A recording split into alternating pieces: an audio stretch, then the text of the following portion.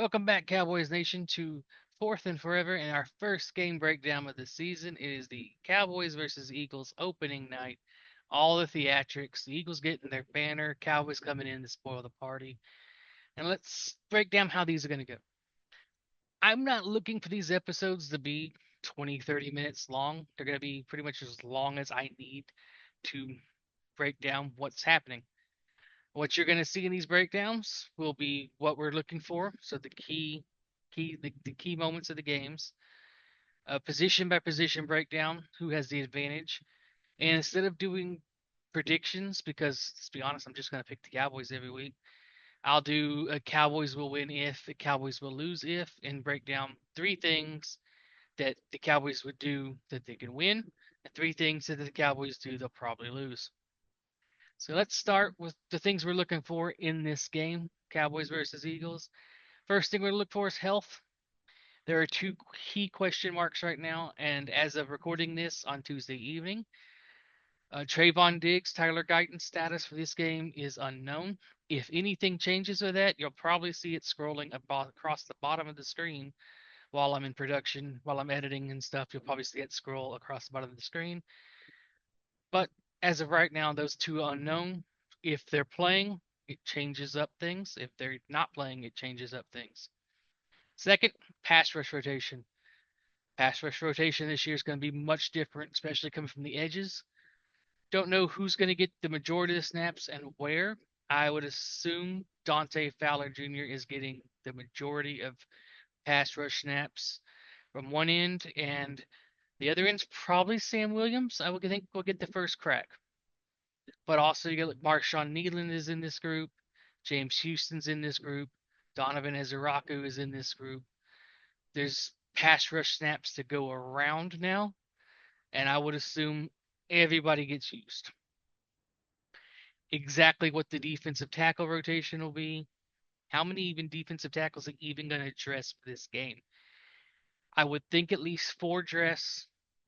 I think one of them is going to be Mozzie Smith. I don't think we need to really get into what anybody thinks about Mozzie Smith at this point.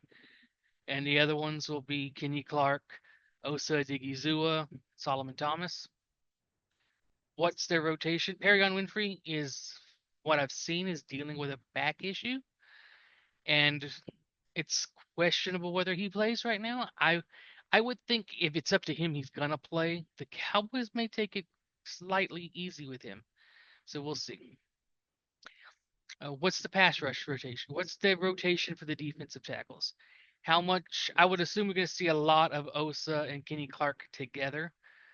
But then, and I would think Solomon Thomas is going to be paired with Mozzie Smith. Going into the season, I was certain Thomas and Osa would be the majority, what you'd see. But maybe they're going to put Solomon next to Mozzie as sort of the veteran presence with him, just to try to break up and give them a different look. Maybe Mozzie gets to play next to Kenny Clark some because maybe if Kenny Clark's the closest to a body size that we've had with Mozzie, it's similar in body size at least, and in true position. Kenny Clark's like the first true nose tackle veteran we've had here that could maybe teach Mozzie. If Mozzie can't learn next to Kenny Clark, then Mozzie's just not going to learn. And this is Mozzie's third year. I don't really know what else is he's here for at this point. Uh, Different ways they could rotate. How many edge rushers, maybe defensive tackles will be on the field at one time? Do they do two DTs at one time? Do they do one DT? Do How many times do we see four edge rushers in the game? Which edge rushers can rush inside? Last year, I know Marshawn Nealon has rushed inside before last year. I know Sam Williams before his injury has rushed inside. So you can see those two rushing from the DT position, which could force another DT out of the game. So how they rotate these, all the defensive linemen really, but in which order and who plays with who, I think is gonna be a big thing to watch for in this game. Can the running game give us anything? Last year the running game was god awful. This year the running game looks to be god awful, or it looks to be just awful. I think we have something in Jadon Blue. I think we have something in Phil Maffa when he comes back. I don't know what you have in Javante Williams, and Miles Sanders is, well, I mean, if we have Miles Sanders from 3, 4 years ago, that's great. I don't think we have a time machine. We have this version of Miles Sanders, and we just did not see anything productive from preseason in Miles Sanders. Yeah, he was a star in training camp, but that's training camp. On the field, didn't look good. Javonte Williams didn't get any run at all. So how much is he really going to play here? Then this first week, how much are the Cowboys really going to try to stick with the running game? How quickly do they just start passing the ball? The offensive line, the offensive line play is going to be very, very key this year for the Cowboys. How much can they depend on the offensive line? We know what Terrence Steele is. He's not the worst. He's not great, but he's not the worst. There's been, remember Chaz Green? Terrence Steele's better than that. I mean, yeah, that's an incredibly low bar, but at least he's better than that. And then Tyler Guyton. Tyler Guyton was forced into playing last. He was overdrafted. Tyler Guyton was overdrafted. Was the big thing. He was not a first round draft pick. Got picked in the first round. Fell out of favor due to his struggles, which I understand. But when you take the first round pick, you sort of got to let him sink and swim. And Mike McCarthy played a lot of he's in, he's out, he's in, he's out, he's in, he's out, and that's not good. Just let him sink or swim. The only way he's going to learn is by playing. So if Tyler Guyton's healthy, I'd assume they let him sink or swim on the field. How sharp can the team be? Starters didn't play in the preseason at all. That is, you have Tyler Booker got one game in, and that's the offensive lineman. Not much starters on at all played defense. The linebackers probably did, but really other than that, nobody really did. How sharp can they be? Because if they come out flat and it takes them too long to get going, this thing can get ugly quick. They got to come out somewhat sharp, non-vanilla. Can Schottenheimer mix up the playbook? Can the team execute it?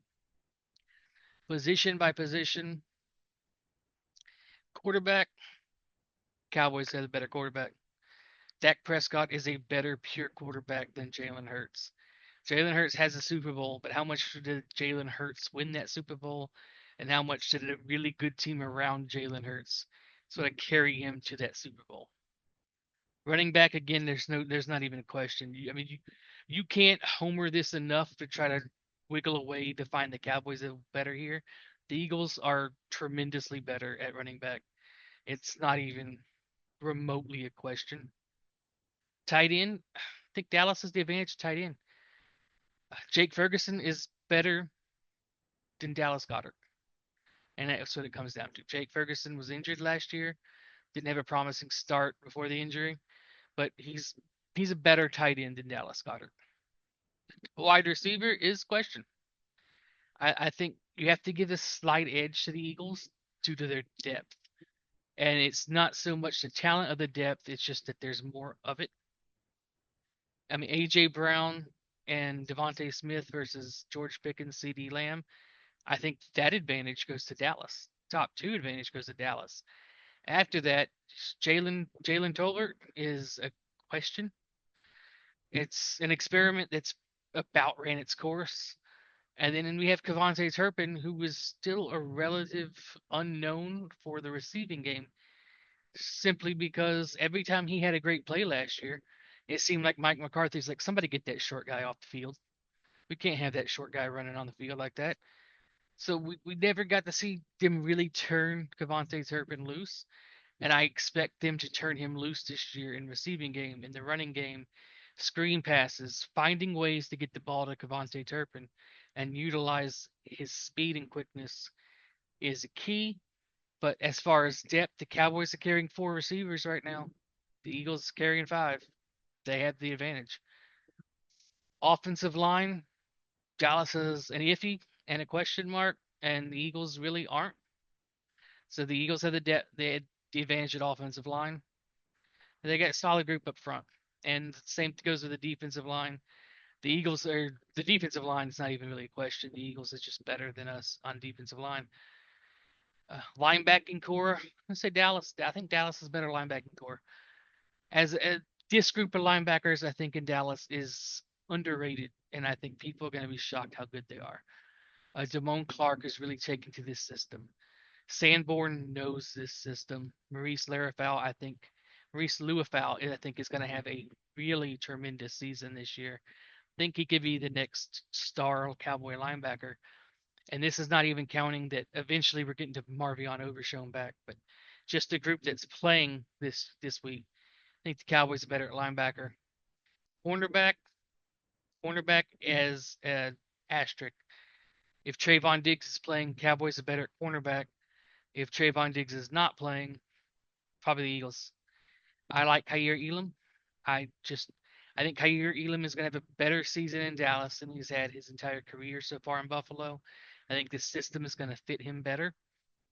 Uh, but Kaiir Elam and Duron Bland, and then a bunch of a bunch of big questions is looks a lot different than Duron Bland, Trayvon Diggs, and Kaiir Elam. So if Diggs is playing, Cowboys advantage. If Diggs is not playing, I'm going Eagles. Safety position, I think the Eagles are just. I think it's close. I think the Eagles are a little bit better at safety, so I'm going Eagles there. And at special teams, this isn't even a competition. As Dallas Cowboys have Brandon Aubrey, Cowboys have better special teams, and that's going to be the theme of the season. Really, special teams, Cowboys going to win pretty much every one of those arguments because Brandon Aubrey. And now, what has to happen to win? The Cowboys will win this football game if the offense clicks early. If the offense is moving the ball early and they can score early, they'll have a chance at winning. If they have to come out, they can't come out and go 3-and-out immediately. They can't come out and have 2 3-and-outs or 3 3 because if they come out like that, they're gonna get this is gonna get ugly fast. If they're clicking and executing and the play calling is good, they're gonna have a chance. The defense is gonna have to make one play. They're not gonna have to be great. They just need to be okay. They don't even have to be good. They just got to be okay, but they're going to have to make a play somewhere. Whether it's a key third down stop, whether it's a fourth down stop, it's a turnover. The defense is going to have to a sack on third down. The defense is going to have to make a play in order for the Cowboys to win. They're not going to be able to win this just on the backs of the offense. The defense will have to give them something. And then if they limit their mistakes all around, they'll have a chance at winning. Can't turn the football over, can't miss open tackles, can't commit stupid penalties, and we know how much the Cowboys love stupid penalties.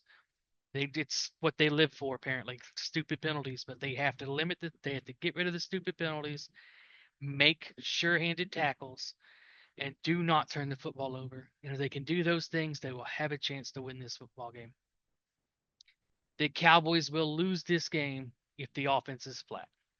If they come out and 3-and-out, 3-and-out, 3-and-out, they just don't score, this thing could get ugly fast.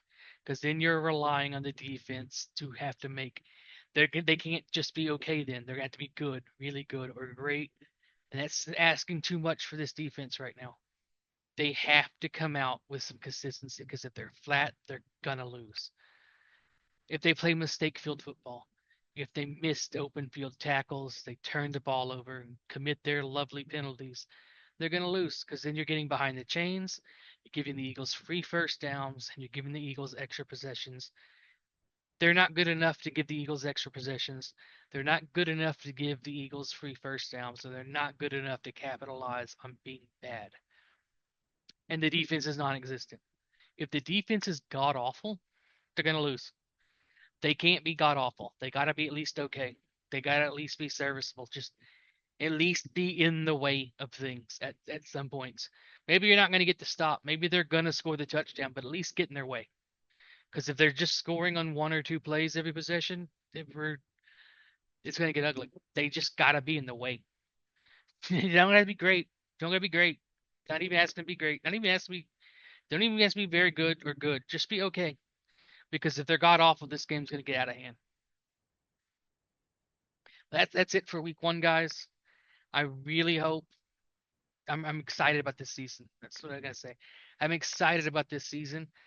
Uh, I think if we're all honest with ourselves, we can be out and say we're not sitting here and be like, oh, this is our year. This is gonna be a Super Bowl year. Because being honest, It shouldn't be. Could it be? I mean, we never know. Teams could get injured.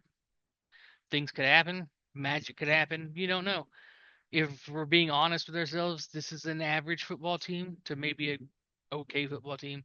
I'm going 10 toes down thinking they're going to win 10 games. I've said it all off season. I'm going to continue to say it.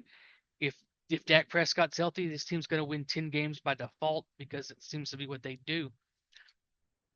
But who knows? And that's I think the fun part is we don't know. Maybe in 4 weeks we're talking 4, 5, 6 weeks we're talking like this team's way better than we thought they were. Or in 4, 5, 6 weeks we're like, man, the draft's coming up soon. Let's start talking about prospects. Don't know, and that's the fun part. Any given Sunday or whatever day football's played, because it's played every day now, anything can happen. And Cowboys versus Eagles, anything could happen. I hate the Eagles with a passion. I would love to go into Philadelphia and watch this team ruin their night because for a team that just won the Super Bowl, man, do we live rent free in their heads? And it's like we're nothing, but yet we live rent free in everybody's heads. And that's just part of being a Dallas Cowboy. Apparently, you just get free space in people's heads. But I'm excited for this game. I'm excited for this season. Hope you are too. Hope you enjoyed this. Every episode will be sort of about this length, but this time maybe a little bit less chaotic with the way I'm talking. Just excited right now. But that's it for today. Please like, share, subscribe. Let's go Cowboys and let's beat those Eagles.